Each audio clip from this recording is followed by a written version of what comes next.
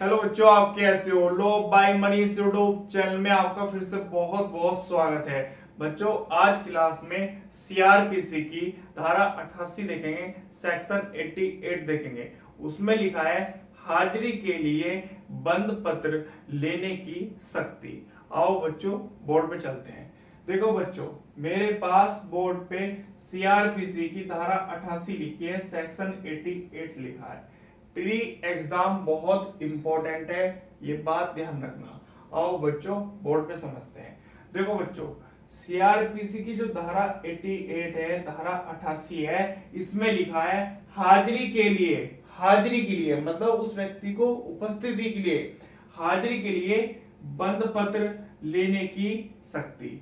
बंद पत्र क्या होता है? एक बॉन्ड होता है। कोर्ट किसी व्यक्ति से एक बॉन्ड भरवा लेता है कि आपको जब भी न्यायालय में कोर्ट में बुलाया जाएगा तो आपको उपस्थित होना होगा। उसको बोलते हैं बंद पत्र। आओ बच्चों, आगे देखते हैं। देखो बच्चों, यहां पर लिखा है जब कोई व्यक्ति देखो, पहली बात तो यहां पर लिखी है सीआरपीसी की धारा 88 में, जब कोई व्यक्ति, अभियुक्त का जिक्र नहीं हुआ, साक्षी का जिक्र नहीं हुआ, यहां पर लिखा है जब कोई व्यक्ति जिसकी हाजिरी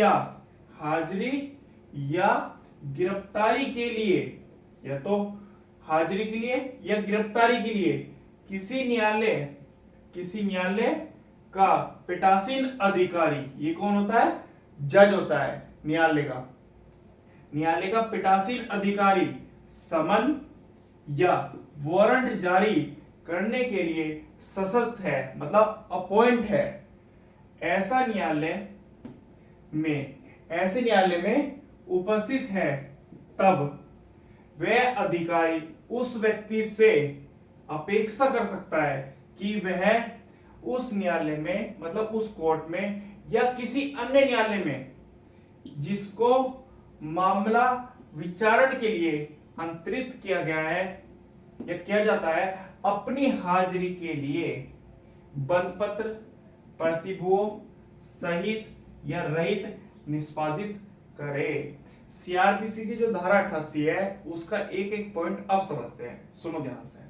जो सीआरपीसी की धारा 88 है, इसमें लिखा है हाजिरी के लिए, अगर किसी व्यक्ति को उपस्थित कराना है कोर्ट में, हाजिर कराना है उस व्यक्ति के लिए, हाजिरी के लिए बंद पत्र लेने की शक्ति। जो बंद पत्र होता है, ये एक बॉन्ड होता है, ये कोर्ट भरवा लेता है उस व्यक्ति से जिस व्यक्ति की न्यायालय कोर्ट में उपस्थिति चाहता है कि आप ये बॉन्ड भरो, जब आपको कोर्ट में बुलाया जाएगा तो आपको उपस्थित होना पड़ेगा। तो इसलिए उस व्यक्ति से बॉन्ड भरवा लेते हैं, चाहे वो अभियुक्त हो चाहे वो साक्षी हो। क्लियर होगी बात? जब कोई व्यक्ति, देखो सीआरपीसी की जो धारा 88 है, उसमें अभियुक्त का जिक्र नहीं हुआ, साक्षी का जिक्र नहीं हुआ।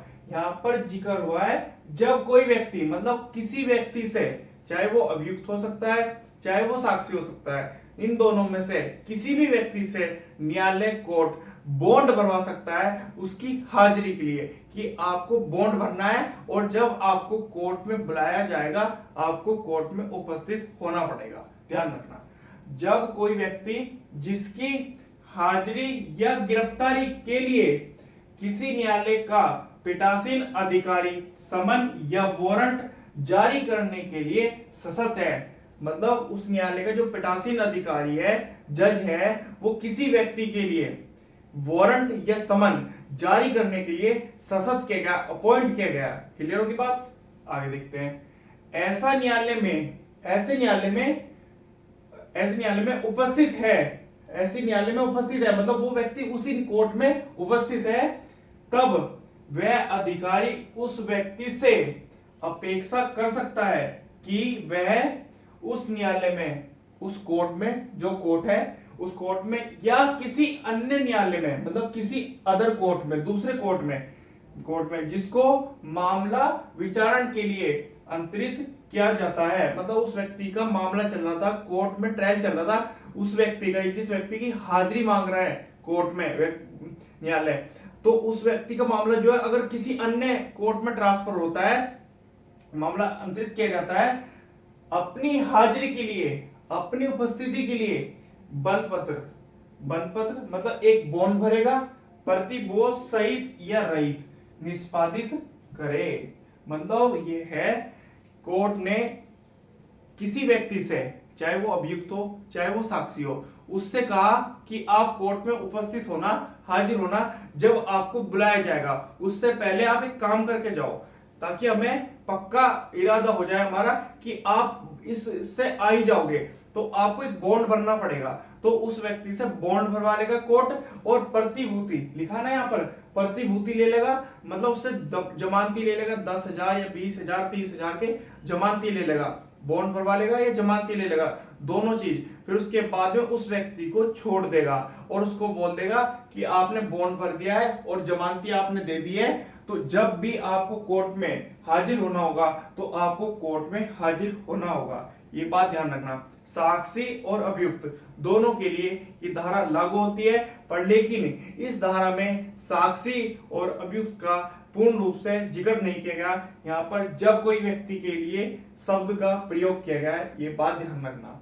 तो सीआरपीसी की जो धारा 88 है उसमें बंद पत्र लेने की शक्ति बताई गई है। मतलब किसी व्यक्ति की अगर आप हाजिरी कराना चाहते हो, उपस्थिति कराना चाहते हो कोर्ट में, उस व्यक्ति से एक बॉन्ड भरवा लेगा कोर्ट न्यायालय और उससे जमानती ले लेगा 10,000 या 20,000 के। उसके बाद उस व्यक्ति को छोड़ देगा और उस व्यक्ति को बता देगा कि आपने एक बॉन्ड भर दिया है, जब आपको बुलाया जाएगा आप आओगे, और आपने जमानती दे दी है 10,000 20,000 के, तो अगर आप नहीं आए तो आपकी जमानत जब्त हो जाएगी। ये बात ध्यान रखना। तो आज हमने सीआरपीसी की धारा 88 की है क्लास में। कल देखेंगे सीआरपीसी की धारा 89। अगर आपका कोई भी डाउट हो आप कमेंट करके पूछ लेना। एक तो बात ये, दूसरी बात ये, मैं आपसे माफी चाहता हूं कि आपकी क्लास काफी दिनों में हुई है। मतलब मेरे हिसाब से अभी 1 महीने में आपकी क्लास आई है। कुछ प्रॉब्लम चल रही थी, इस वजह से मैं आपको क्लास नहीं दे पाया, पर मैं आपको रेगुलर क्लास देने की कोशिश करूंगा अपनी तरफ से। ये बात ध्यान रखना। ऐसे ही मेरे चैनल पर रेगुलर बने रहे और इस क्लास को जरूर देखें। सीआरपीसी की जो धारा 88 है, यहां से आपके प्री एग्जाम में क्वेश्चन पूछा जाता है। एग्जामिनर डायरेक्ट क्वेश्चन पूछता है कि सीआरपीसी की धारा 88 में क्या लिखा है। इसमें लिखा है हाजिरी के लिए बंद पत्र लेने की शक्ति।